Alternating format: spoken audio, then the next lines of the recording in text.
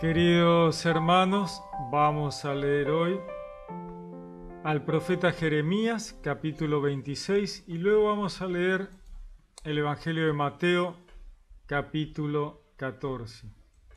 Jeremías, profeta del reino del sur, que le habla al reino de Judá cuando están por invadir Babilonia, está por invadir a Judá, ¿no? Ya lo malo que hacía el pueblo de Israel del reino del norte se había extendido al reino del sur y los profetas avisaban, ¿no? Porque Dios les hablaba a los profetas y les decían que le alertara al pueblo para que dejaran de hacer lo malo a los ojos de Dios y volvieran al camino correcto, pero la gente no escuchó. No escuchó y vino la invasión y fueron deportados a Babilonia. Vamos a escuchar qué pasa con el profeta. Vamos a leer Jeremías capítulo 26. Dice: Al principio del reinado de Joyaquim, hijo de Josías, rey de Judá, fue dirigida a Jeremías esta palabra de Yahvé. Así dice Yahvé: Párate en el patio de la casa de Yahvé y habla a todas las ciudades de Judá que vienen a adorar en la casa de Yahvé todas las palabras que yo te he mandado hablarles, sin omitir ninguna. Puede que oigan y se torne cada cual de su mal camino, y yo me arrepentiría del mal que estoy pensando hacerles por la maldad de sus obras. Les dirás, pues, así dice Yahvé: si no me oís para andar según mi ley que os propuse, oyendo las palabras de mis siervos los profetas, que yo os envío asiduamente, pero no habéis hecho caso, entonces haré con esta casa como con Silo, y esta ciudad entregaré a la maldición de todas las gentes de la tierra. Oyeron los sacerdotes y profetas y todo el pueblo a Jeremías decir estas palabras en la casa de Yahvé, y luego que hubo acabado Jeremías de hablar todo lo que le había ordenado Yahvé que hablase a todo el pueblo, le prendieron los sacerdotes, los profetas y todo el pueblo diciendo: vas a morir. ¿Por qué has profetizado en nombre de Yahvé diciendo: como Silo quedará esta casa y esta ciudad será arrasada sin quedar habitante? Y se juntó todo el pueblo en torno a Jeremías en la casa de Yahvé. Oyeron esto los jefes de Judá y subieron de la casa del rey de la casa de Yahvé y se sentaron a la entrada de la puerta nueva de la casa de Yahvé. Y los sacerdotes y profetas, dirigiéndose a los jefes y a todo el pueblo, dijeron: sentencia de muerte para este hombre por haber profetizado contra esta ciudad, por habéis oído como habéis oído con vuestros propios oídos. Dijo Jeremías a todos los jefes y al pueblo todo: Yahvé me ha enviado a profetizar sobre esta casa y esta ciudad todo lo que habéis oído.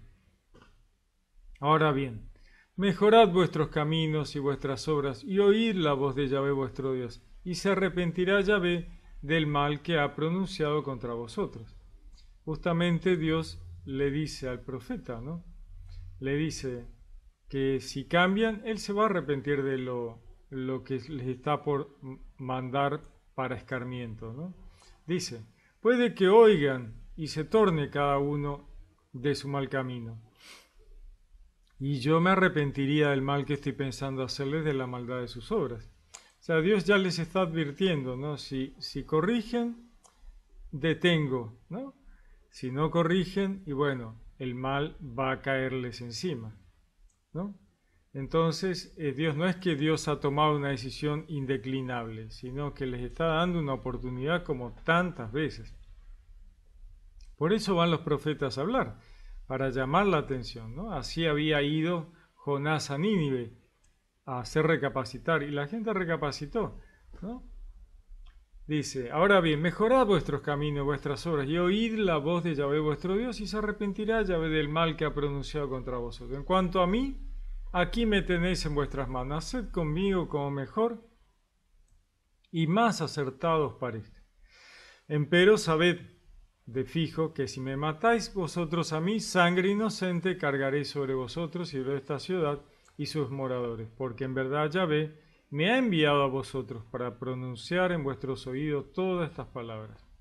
Le está diciendo el profeta al pueblo, a las autoridades, miren, si me mata, va a cargar sobre ustedes la culpa de haber matado sangre inocente. O sea, él es inocente. Dios le manda a decir eso, él va y les dice. Dijeron los jefes y todo el pueblo a los sacerdotes y profetas: no merece este hombre sentencia de muerte, porque en nombre de Yahvé, nuestro Dios, nos ha hablado.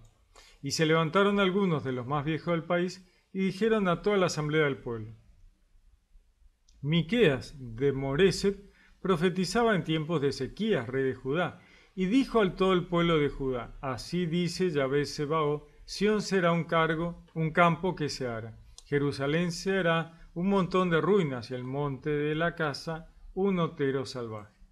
¿Por ventura le mataron Ezequías, rey de Judá, y todo Judá? ¿No temió Yahvé y suplicó a la faz de Yahvé y se arrepintió Yahvé del daño con que les había amenazado? Mientras que nosotros estamos haciéndonos mucho daño a nosotros mismos. Pero también hubo otro que decía profetizar en nombre de Yahvé, Urías, hijo de Semaías, de Kiriat Jeraim, el cual profetizó contra esta ciudad y contra esta tierra enteramente lo mismo que Jeremías. Y oyó el rey Joyaquim y todos sus grandes señores y jefes sus palabras. El rey buscaba matarle. Enteróse Urías, tuvo miedo, huyó y entró en Egipto. Pero envió el rey Joyaquim a Enlatán, hijo de Acbor, y otros con él a Egipto. Y sacaron a Urías de Egipto y lo trajeron al rey Joyaquim, quien lo acuchilló y echó su cadáver a la fosa común. Gracias a que Agicam, hijo de Safán, defendió a Jeremías, impidiendo entregarlo en manos del pueblo para matarlo. Bueno, acá vemos cómo los profetas enviados por Dios hablaban al pueblo, trataban de hacer reflexionar a los jerarcas y al pueblo, y muchas veces terminaban asesinados porque no les gustaba lo que les estaban diciendo, ¿no? O sea, el profeta ya sabía a qué se enfrentaba, ¿no? Dios los enviaba, y bueno, era el trabajo del profeta. En el libro de la sabiduría dice, ¿no?, que no hay que preocuparse por la muerte prematura, como en este caso de los profetas asesinados, mártires, por la gente que no quería escucharlos, ¿no? Porque dice, Dios los traslada a un lugar mejor con Él, ¿no? Los traslada, como que la muerte es simplemente un traslado, de acá a allá, ¿no? Que no es nada tremendo de lo cual hay que estar así enloquecido, hoy mataron. Cuando Dios dice esto no da para más, mira, te van a hacer tropezar, te van a tratar mal, no, se los lleva. Bueno, así han matado. Jesús decía, ¿no? Jerusalén, Jerusalén, que matas a los profetas. Tremendo, ¿no? O sea, Dios ha enviado muchísimos profetas a los hebreos y muchos de ellos fueron asesinados, ¿no? Tremendo, terminaron mártires por no querer escuchar, ¿no? De hecho, bueno, mataron a Jesús, o sea, ¿de qué nos extrañamos, ¿no? Pero bueno, el tema de los profetas, el tema de llamar a la reflexión, el tema de aquellos que llevan la palabra de Dios al pueblo, ¿no? Todos los cristianos debemos ser profetas.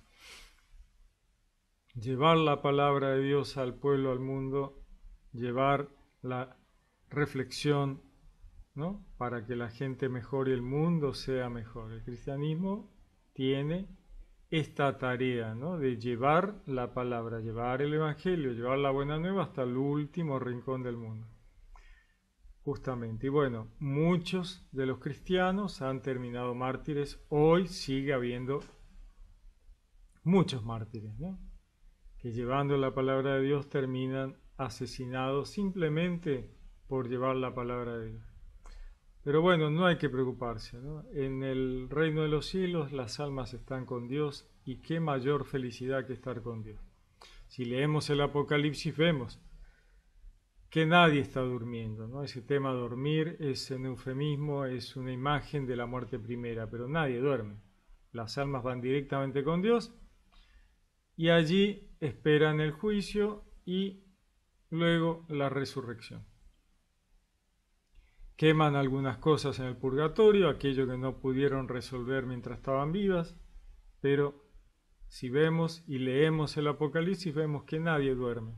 Todas las almas van llegando al cielo, y están esperando el momento de juicio y resurrección, ¿no? Así que no hay que preocuparse, no hay que preocuparse. Vamos a leer el Evangelio de Mateo, capítulo 14.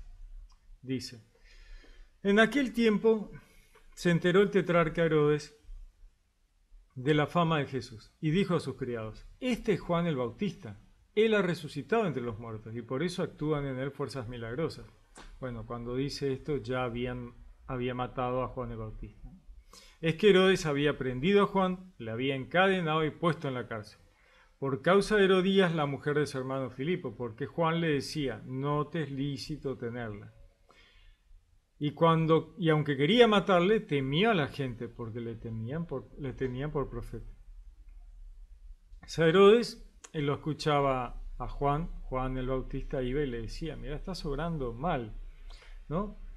Y Herodes quería matarlo, pero no se animaba por una cuestión de que, bueno, la gente lo veía a Juan el Bautista como profeta, entonces temía que el pueblo se rebelara, ¿no?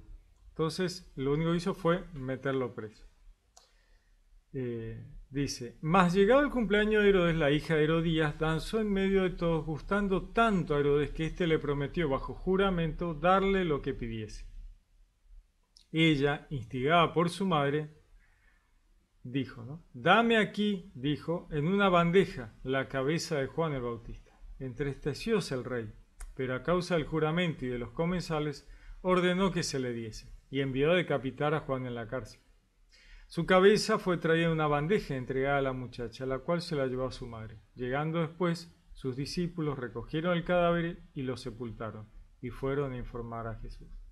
Al oírlo, Jesús se retiró de allí en una barca, aparte, a un lugar solitario. En cuanto lo supieron, la gente salieron tras él, viniendo a pie de las ciudades. Al desembarcar, vio mucha gente, sintió compasión de ellos y curó a sus enfermos. Vamos a ver un poquito esto, ¿no? Primero el tema de nuevo, el profeta de Dios va a tratar de hacer reflexionar al pueblo y a la jerarquía, ¿no? En este caso Herodes no quiere escuchar lo que el profeta le dice y no se anima a matarlo, lo mete preso. Y al final, por estas tonterías, ¿no?, de que el rey no podía desdecirse delante de la gente, terminó haciendo matar a Juan por pedido de esta mujer, ¿no?, que quería vengarse de Juan. Así que ahí está el profeta, ¿no?, asesinado el profeta por hacer lo que Dios le había mandado. Acá hay otro tema, ¿no? O sea, detrás de esto tenemos que Juan el Bautista tenía que allanar los caminos para la llegada del Mesías y luego correrse a un costado para que el Mesías ocupara el lugar principal, ¿no? Todo esto es obra de Dios, aún en el libre albedrío de Herodes de meterlo preso y de Herodías de matarlo a Juan, ¿no?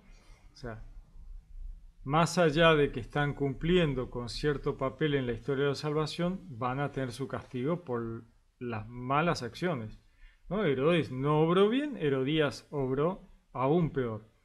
Entonces, lo mismo que ocurrió con Babilonia, con los asirios, ¿no? Por más que habían sido parte del castigo del reino del norte y el reino del sur, no por eso iban a salvarse del castigo de sus malas acciones, ¿no? Así que Babilonia tuvo su castigo, los asirios tuvieron su castigo. O sea, el mal no sale impune, ¿no? O sea, si no te arrepentís, Dios da oportunidad de arrepentimiento, ¿no? No quisieron escuchar a los profetas, Dios le envió a los profetas para que le hablaran, no lo escucharon.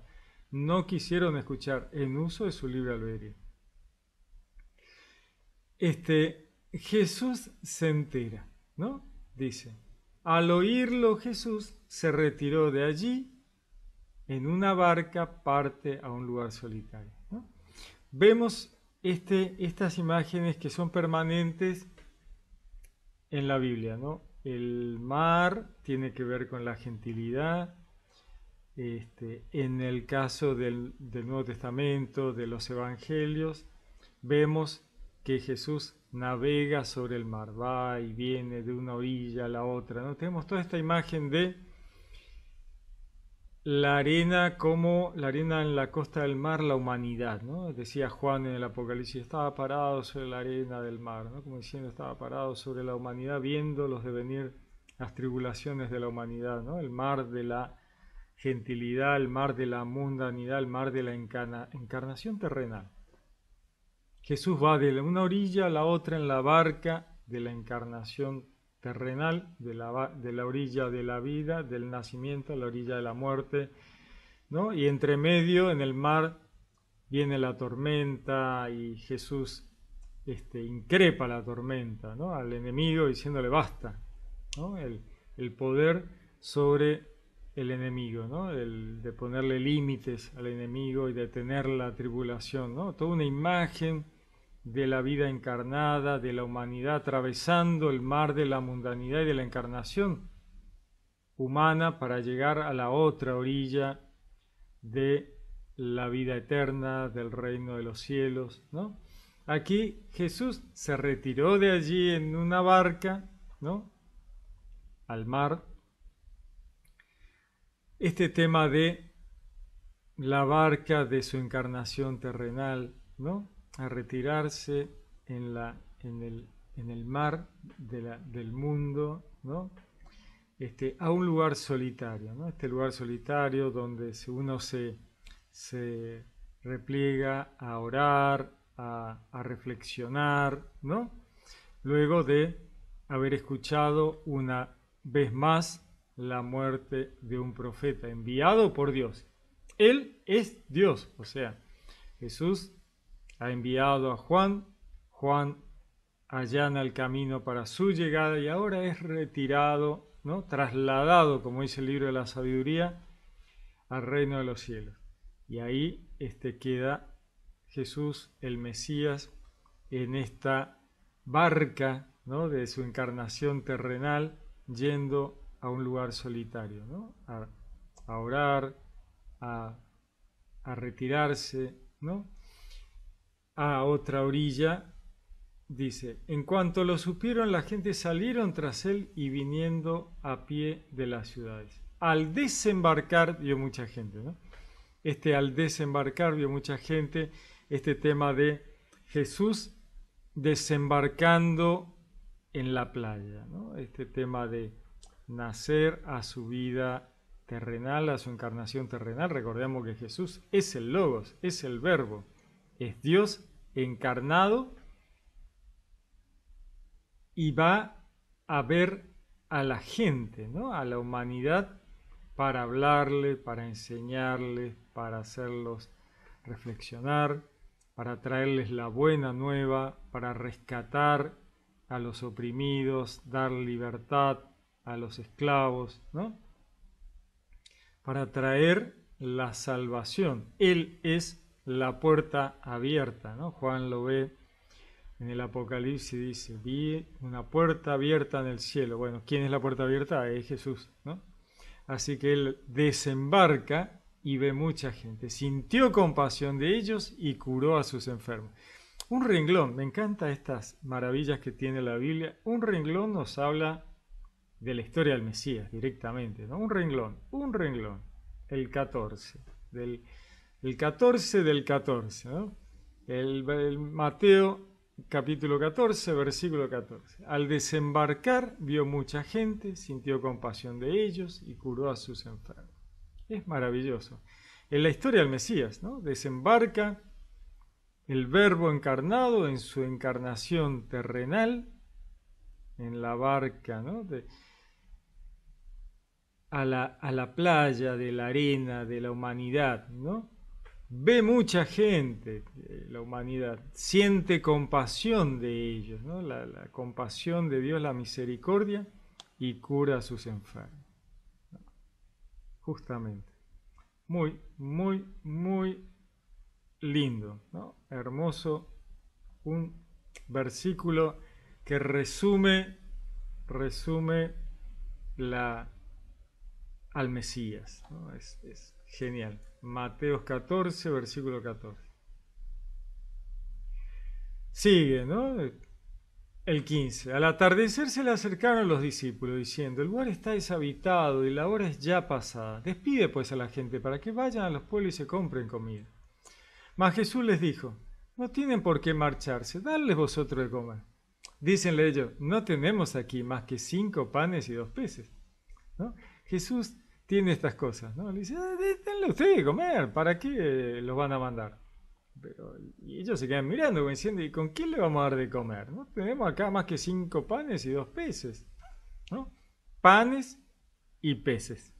El pan, recordemos, ¿no? Jesús, el pan bajado del cielo. Y los peces, los 2 peces. Los peces que representan la gentilidad, los peces del mar. Recordemos que Jesús, cuando llama a sus discípulos, dice: yo los voy a hacer pescadores de hombres, no pastores de ovejas, ¿no? O sea,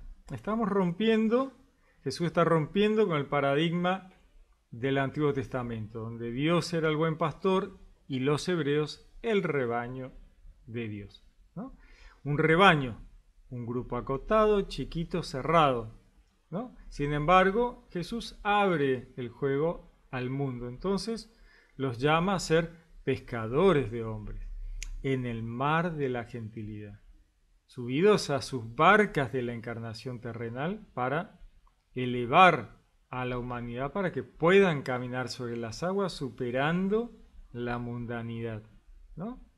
Jesús dice: no, yo no te pido que los retires del mundo, sino que los preserves del maligno, ¿no? Diciendo que el maligno tenga poder sobre ellos. Pero tienen que cruzar el mar igual en sus barcas. Cada uno en su barca ha de cruzar el mar de la encarnación terrenal para poder llegar a la otra orilla de la vida eterna del reino de los cielos, ¿no? Y acá le dicen: no tenemos ahí más que 5 panes y 2 peces. Él dijo: tráedmelos acá. Y ordenó a la gente reclinarse sobre la hierba, tomó luego los 5 panes, los 2 peces, y levantando los ojos al cielo pronunció la bendición. Partiendo los panes, se los dio a los discípulos y los discípulos de la gente comieron todo y se saciaron. Acá Jesús ya está partiendo el pan y repartiendo. Recordemos que hace lo mismo en la última cena, ¿no? Este es mi cuerpo, pan, ¿no? El pan bajado del cielo. En la última cena sería ya Eucaristía, Eucaristos, acción de gracias con respecto a Dios. Por eso la hostia en la misa, la hostia que es el pan, se llama hostia porque hostia significa víctima. El pan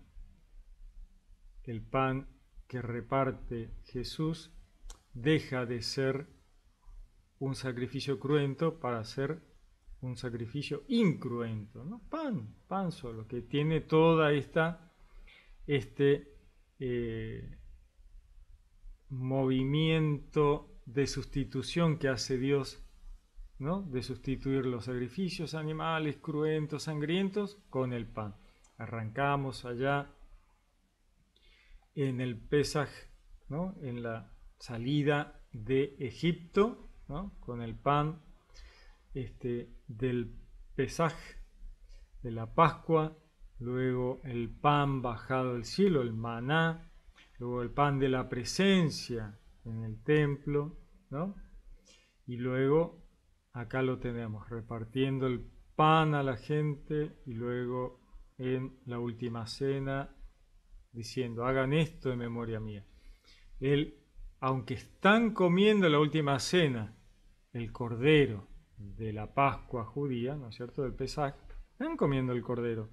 Pero Jesús no dice: vamos a comer corderos de acá en adelante. Dice: no, vamos a comer pan. ¿Por qué? Porque está terminando con todos los sacrificios. ¿Cuántas veces Dios había dicho en el Antiguo Testamento: misericordia quiero, no sacrificio? No quiero sacrificio. Si yo tuviera hambre, tengo toda la creación para comer, todas las aves del cielo, los animales del campo. No quiero sacrificio, ¿no? sus miríadas de sacrificios me dan asco, había dicho Dios, ¿no? O sea, Jesús termina con todo eso, pan y vino, ¿no? El pan de su cuerpo, el vino de la sangre del Cordero de Dios que quita el pecado del mundo. Que se transforma en el último sacrificio definitivo y a partir de ahí basta de temas cruentos, ¿no? Solo pan incruento, vino incruento, ¿no? Vegetales, nada. Dice, ¿no? Se lo dio, pronunció la bendición y partiendo los panes se los dio a los discípulos y los discípulos comieron todos y se saciaron. Recogieron los trozos sobrantes, 12 canastos llenos, ¿no? Estos 12 canastos llenos que tienen esta imagen, ¿no? de los 12 apóstoles que van a repartir el pan a la humanidad, ¿no? A llevar la Eucaristía a la humanidad, que van a llevar la buena nueva a la humanidad, ¿no? Y los que habían comido eran unos 5.000 hombres, sin contar mujeres y niños. Inmediatamente obligó a los discípulos a subir a la barca y a ir por delante de él a la otra orilla, mientras él despedía a la gente, ¿no?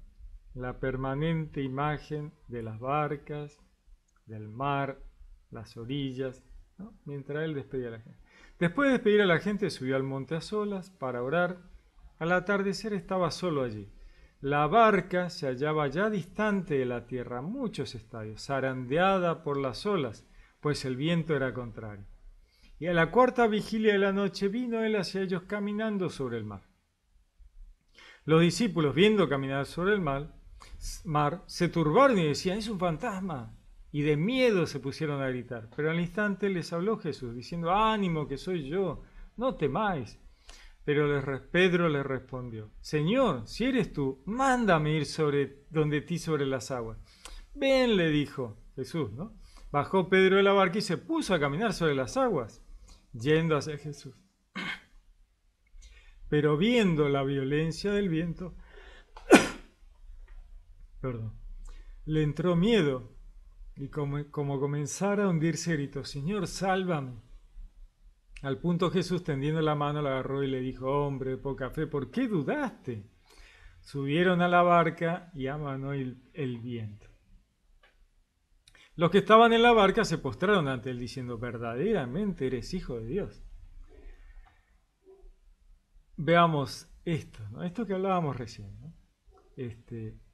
Los discípulos van en la barca, cruzando el mar, y viene el temporal, ¿no? El viento que es contrario, o sea, el enemigo va a poner el viento en contra, o sea, olvídate. Uno tiene que cruzar el mar para llegar a la otra orilla, pero el enemigo no nos va a hacer fácil la vida, nos va a complicar la vida, así que encarnar terrenalmente nos va a costar cruzar. ¿Por qué? Porque es así, porque el enemigo se opone a la humanidad y nos manda tremendas tribulaciones. Así que cruzar el mar sin tormenta es difícil. Seguramente que hay algunas personas que han cruzado el mar sin tormenta, seguro, pero por lo general lo normal es tener algún viento contrario, por lo menos, y tormentas y más de una. Jesús camina sobre las aguas, ¿no? O sea, Él tiene el poder de caminar sobre el mar de la mundanidad, de la gentilidad, de las pasiones del mundo, ¿no? Él trasciende la encarnación humana, porque Él es totalmente hombre, pero es totalmente Dios. Él nunca dejó de ser el verbo, el logos, el sustentador, sostenedor del universo y los universos, seguramente hay más de uno. Mientras Él sostenía el universo, los universos también caminaba sobre las aguas frente a los discípulos, ¿no? Así que Pedro dice, yo también, ¿no? Yo también quiero, y sí, todos queremos, ¿no? Caminar sobre el mar. ¿Quién no quiere caminar sobre el mar? Caminar sobre las aguas, trascender la mundanidad. Así que se larga a caminar Pedro y empieza a caminar, pero su temor, la mundanidad lo arrastra, ¿no? La mundanidad lo arrastra. De repente dice, esto no es normal, ¿no? O sea, y se empieza a hundir, pero con la mano de Jesús logra superar eso y subir otra vez, y suben a la barca, ¿no? A la barca, al cuerpo, a la encarnación terrenal, ¿no? Jesús dice, Señor, sálvame, ¿no?